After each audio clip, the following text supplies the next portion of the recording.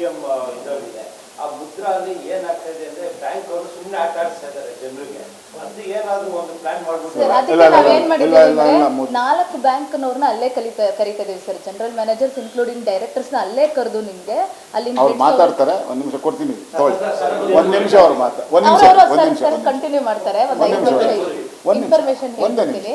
Actual ಆಗಿ 6 ತಿಂಗಳ ಹಿಂದೆ ನಾವು ಎಲ್ಲ ಆನ್ ಆಗ್ತಾ ಇಲ್ಲ.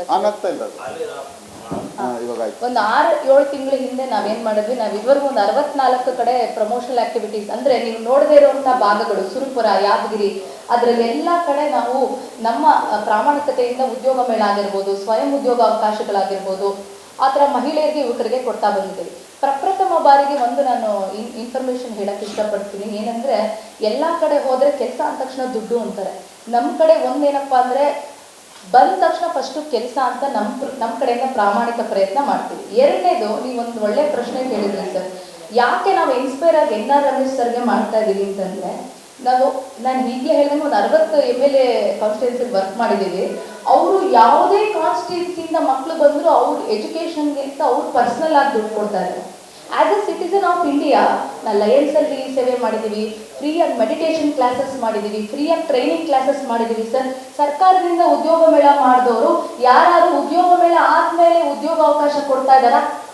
ನಾವು ಕೊಡ್ತೀವಿ ಸರ್. ಏನಕ್ಕೆ ಅಂತಂದ್ರೆ as A citizen of India ಇಂಥ ಲೀಡರ್ಗಳನ್ನ ಬೆಳೆಸೋದು ನಮ್ಮ ಜವಾಬ್ದಾರಿ ಹಾಗೂ ಕರ್ತವ್ಯ. ಎಲ್ಲಾರ ಮನೆಗಳು ಕಷ್ಟಗಳು ಬರುತ್ತೆ ಸರ್. ಕಷ್ಟಗಳು ಬಂದಾಗ ಯಾವ ರಾಜಕೀಯ ಮನೆಗೆ ನಾವು, ನಾಯಕರ ಮನೆಗೆ ನಾವು ಹೋಗ್ಬೇಕು? ಸೊ ಹಾಗಾಗಿ ನನ್ನ ಮೂಲ ಉದ್ದೇಶ ಇನ್ಸ್ಪೈರ್ ಆಗಿದ್ದು ಇದೇ ಒಂದು ಕಾರಣಕ್ಕೆ. ಉದ್ಯೋಗ ಮೇಳ ಆದ್ಮೇಲೂ ಸಹ ಯಾವುದೇ ಉದ್ಯೋಗ ಕೇಳ್ಕೊಂಬಂದ್ರು ನಾವು ಕೊಡಿಸ್ತೀವಿ ಸರ್. ಈ ತರ ಯಾವುದೇ ಯೋಜನೆಗಳು, ಯಾವುದೇ ಉದ್ಯೋಗ ಮೇಳಗಳಾದ್ಮೇಲೆ ಯಾರು ಪ್ರಾಮಿಸ್ ಮಾಡಿಲ್ಲ. ನಮ್ಮ ಸಂಸ್ಥೆಯಲ್ಲಿ ಸುಮಾರು ಒಂದು 15-20 ಜನ ವರ್ಕ್ ಮಾಡ್ತಾ ಇದ್ದೀವಿ. ಎಲ್ಲರೂ ಸಹ ಇದೇ ತರ ಅವ್ರಿಗೆ ಫ್ರೀ ಉದ್ಯೋಗ ಕೊಡಿಸೋದು, ಸ್ವಯಂ ಉದ್ಯೋಗಕ್ಕೆ ಮಹಿಳೆಯರಿಗೆ ಹೆಲ್ಪ್ ಮಾಡೋದು, ಯುವಕರಿಗೆ ಹೆಲ್ಪ್ ಮಾಡ್ಬೋದು, ಮತ್ತೆ ಫ್ರೀಯಾಗಿ ಮೆಡಿಟೇಷನ್ ಕ್ಲಾಸಸ್ಸು, ಇಂಗ್ಲಿಷ್ ಹೇಳ್ಕೊಡುವಂಥದ್ದು, ಮತ್ತೆ ಸರ್ಕಾರಿ ಶಾಲೆಗಳಲ್ಲಿ ಅವ್ರಿಗೆ ಯಾವ ಥರ ಪರ್ಸನಾಲಿಟಿ ಡೆವಲಪ್ಮೆಂಟ್ ಕ್ಲಾಸಸ್ ಎಲ್ಲ ವಿತೌಟ್ ಫೀಸ್ ಮಾಡ್ತಾ ಇದೆ.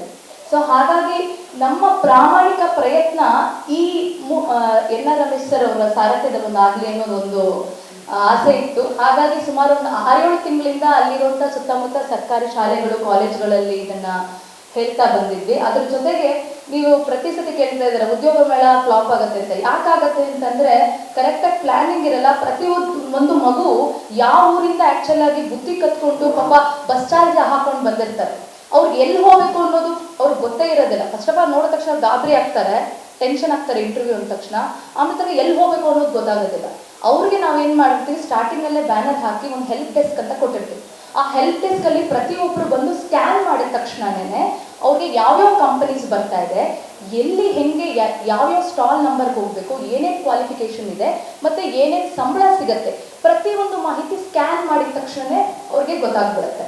ಎರಡನೇದು ಏನಪ್ಪಾ ಅಂತಂದ್ರೆ, ನಾನು ಇವಾಗ ನೆಕ್ಸ್ಟ್ ಹೇಳ್ದಂಗೆ ಅವತ್ತು ಅಕಸ್ಮಾತ್ ಅವ್ರಿಗೆ ಏನೋ ಒಂದು ಮೈಂಡ್ ಸೆಟ್ ಇಟ್ಕೊಂಡು ಬಂದಿರ್ತಾರೆ, ನಂಗೆ 7 ಲಕ್ಷ ಬೇಕು, 10 ಲಕ್ಷ ಬೇಕು ಅಂತ. ನಾವಿಲ್ಲಿ ಕರೆಸ್ತಾ ಇರೋ ಕಂಪನಿಗಳಲ್ಲಿ ಸುಮಾರು 1.5 ಲಕ್ಷದಿಂದ 2 ಲಕ್ಷ ಜಾಬ್ ರಿಕ್ವೈರ್ಮೆಂಟ್ ಇದೆ. 2 ಲಕ್ಷ ಬಂದ್ರೂ ಸಹ ಅವತ್ತಿನ ದಿವಸ ಅವ್ರಿಗೆ ಸ್ಪಾಟ್ ಅಪಾಯಿಂಟ್ಮೆಂಟ್ ಲೆಟರ್ ಕೊಡ್ಬೋದು. ಆದರೆ ಟರ್ಮ್ಸ್ ಆ್ಯಂಡ್ ಕಂಡೀಷನ್ ಏನಪ್ಪಾ ಅಂತಂದ್ರೆ, ನಂಗೆ ಮನೆ ಹತ್ರನೇ ಬೇಕು, ನಂಗೆ HTML ಬೇಕು, ನಂಗೆ 15 ಲಕ್ಷನೇ CTC ಬೇಕು ಅಂದ್ರೆ ನಾನಲ್ಲ, ದೇವರು ಕೂಡ ಅವ್ರಿಗೆ ಸಹಾಯ ಮಾಡ್ಲಿಕ್ಕೆ ಆಗಲ್ಲ. ಯಾಕಂದ್ರೆ ನಿಮ್ಗೆ ಗೊತ್ತಿದೆ, ಇನ್ಫೋಸಿಸ್ ಫೌಂಡರ್ ಆದಂಥ ಸುಧಾಮೂರ್ತಿ ಅವರು ಪಾಪ ಅಲ್ಲಿ ಜಯನಗರದ ಎಲೆಕ್ಟ್ರಾನಿಕ್ ಸಿಟಿವರೆಗೂ ಹೋಗ್ತಾರೆ ಅವರ ಮೀಟಿಂಗ್ಗಳಲ್ಲಿ. ಸೊ ಈಗಿನ ಜನರೇಷನ್ ಸ್ವಲ್ಪ ಏನಪ್ಪಾ ಅಂದ್ರೆ ಅವ್ರದ್ದು ಒಂದಷ್ಟು ಇದನ್ನ ನೋಡ್ಕೊಂಡು ಅವರು ಅದನ್ನ ಅಪ್ಲೈ ಮಾಡ್ಕೊಳ್ಬೇಕು. ಎರಡನೇದು ಏನಪ್ಪಾ ಅಂತಂದ್ರೆ, ಸರಿ ಹೇಳಿದಂಗೆ ಇವಾಗಲೇ HP, ಟೊಯೋಟೋ ಮತ್ತೆ ಜೆನ್ಪ್ಯಾಕ್, ಇನ್ಫೋಸಿಸ್ ಅಂತ ಮುಖ್ಯಸ್ಥರ ಹತ್ರ ಮಾತಾಡಿದ್ವಿ. ಅವರೇ ಡೈರೆಕ್ಟ್ ಆಗಿ ಅಲ್ಲಿ ಬಂದು ಅವತ್ತಿನ ದಿವಸ ಅವ್ರ ಪೊಟೆನ್ಷಿಯಲ್ ಇದ್ರೆ ಅಲ್ಲೇ ಸ್ಪಾಟ್ ಅಪಾಯಿಂಟ್ಮೆಂಟ್ ಲೆಟರ್ ಕೂಡ ಕೊಡ್ತಾರೆ. ಇವ್ರು ಹೇಳಿದಂಗೆ ಒಂದೊಂದು ಕಂಪನಿ ಏನ್ ಮಾಡುತ್ತೆ, 2 ರೌಂಡ್ಸ್ 3 ರೌಂಡ್ಸ್ ಏನಕ್ಕೆ ಅವ್ರು ತಗೊಳ್ತಾರೆ ಅಂತಂದ್ರೆ, ಕೆಲವ್ರಿಗೆ ಟೆಕ್ನಿಕಲ್ ಅಲ್ಲಿ ಚೆನ್ನಾಗಿರ್ತಾರೆ, HR ರೌಂಡಲ್ಲಿ ಅವ್ರಿಗೆ ಕರೆಕ್ಟಾಗಿ ಮಾತಾಡೋಕ್ಕಾಗಲ್ಲ. ಕೆಲವರು HR ರೌಂಡಲ್ಲಿ ಚೆನ್ನಾಗಿರ್ತಾರೆ, ಗ್ರೂಪ್ ಡಿಸ್ಕಷನಲ್ಲಿ ಅವ್ರಿಗೆ ಚೆನ್ನಾಗಿರೋದಿಲ್ಲ. ಇದೆಲ್ಲ ವಿದ್ಯಾರ್ಹತೆ ಇದ್ರೆ ಮಾತ್ರ MNC, ಕೆಲವೊಂದು MNCನಲ್ಲಿ ಅವ್ರಿಗೆ ಸ್ಪಾಟ್ ಅಪಾಯಿಂಟ್ಮೆಂಟ್ ಆಗುತ್ತೆ. ಇಲ್ಲ ನನಗೆ ಇವತ್ತೇ ಬೇಕು ಒಂದು job, I am ready to do any kind of job ಅಂದರೆ ನಮ್ಮಂಥವ್ರು ಅಲ್ಲಿ ಸುಮಾರು ಜನ 400 ಜನ ಮತ್ತು 450 ಜನ ವಾಲಂಟಿಯರ್ಸ್ ಸರ್. ಕೆಲವೊಂದು east west college, BNMIT college ಮತ್ತು ನಮ್ಮ ಸಂಘ ಸಂಸ್ಥೆಗಳಿಂದ, ಮತ್ತು ಮೊನ್ನೆ ಇನ್ನೊಂದು ವಾಲಂಟಿಯರ್ಸ್ ಮೀಟಿಂಗ್ ಕೂಡ ಆಯಿತು ಸರ್ ಅವ್ರ ಆಫೀಸಲ್ಲಿ. ಸೊ ಹೀಗೆ ಎಲ್ಲ ಸೇರಿ ಒಂದು 450 ಜನ ವಾಲಂಟಿಯರ್ಸ್ಗೆ ಮೀಟ್ ಮಾಡ್ತಾ ಇದ್ದೀವಿ. ಪ್ರತಿಯೊಬ್ಬರೂ ಅವ್ರಿಗೆ ಪ್ರತಿಯೊಂದು ಮಗುಗೆ ಎಲ್ಲೆಲ್ಲಿ ಹೋಗಬೇಕು, ಯಾವ್ಯಾವ ಥರ ಇವತ್ತೇ ರೆಡಿ ಇದ್ದರೆ ಸ್ಪಾಟ್ ಅಪಾಯಿಂಟ್ಮೆಂಟ್ ಲೆಟರ್ಸ್ ಯಾವ ಸ್ಟಾಲಲ್ಲಿ ಕೊಡ್ತಾ ಇದ್ದಾರೆ ಆ ಥರ ಆ್ಯಕ್ಚುಲಾಗಿ ಇನ್ಫಾರ್ಮೇಷನ್ ಕೊಡೋಕ್ಕೆ ನಾವು ಪ್ರತಿನಿತ್ಯ ವರ್ಕ್ ಮಾಡ್ತಾ ಇದ್ದೀವಿ.